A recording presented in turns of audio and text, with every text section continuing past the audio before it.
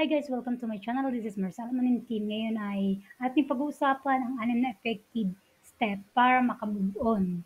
Number 1, feel the pain. Yung ipakita mong nasasaktan ka.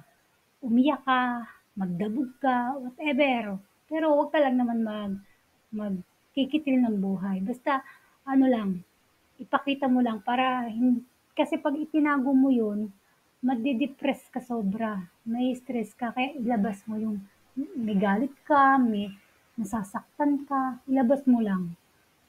Number 2, accept the truth. Ang una mong gagawin, patawarin mo.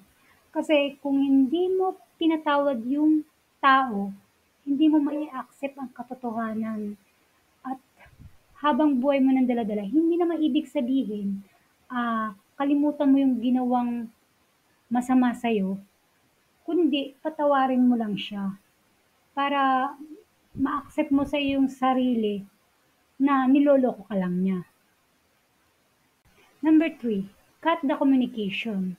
Once kasi na nakat na yung communication, mawawala na yung galit mo, yung paulit-ulit na lang pag-iisip na ganyan, o baka naman titingnan mo, yung iba tinitingnan pa, yung bumabalik yung mga alaala, nag-i-start na naman sa umpisa, sa sakit. Kung makakat ang communication, mawawala na yung sakit.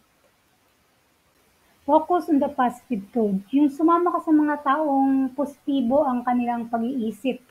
Hindi yung lalo ka lang ibabaon sa yung pagkakamali. Yung ka sa mga taong iintindihin ka at papayuhan ka na maganda na para aalisin na sa yung utak yung sakit na yung nararamdaman. Yun yung number 4. Focus on yourself or self-care. Yung kailangan, alagaan mo din yung sarili mo, alagaan mo yung trabaho mo, alagaan mo yung daily life mo. Kasi yung iba, pag halimbawang nasaktan, ayun na, napapabayaan na yung daily life nila, yung sarili nila, hindi na nila naaalagaan. Kalimitan din na sila nagsusuklay pagpupunta sa office or what else. Hindi na sila kumakain ng ayos, nagpupuyat na sila. Kaya kailangan hindi natin pabayaan yung sarili natin. Focus on yourself. Huwag na natin intindihin ito naman, pinabayaan na tayo, kaya huwag natin pabayaan natin sarili. Choose the healthier environment.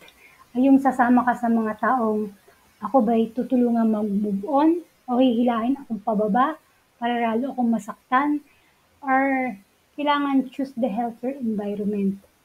Huwag tayong lalagay pupunta sa environment, sa mga kaibigan, nahihilahin tayong pababa dahil hindi na talaga tayo makaka-move on pag ganun.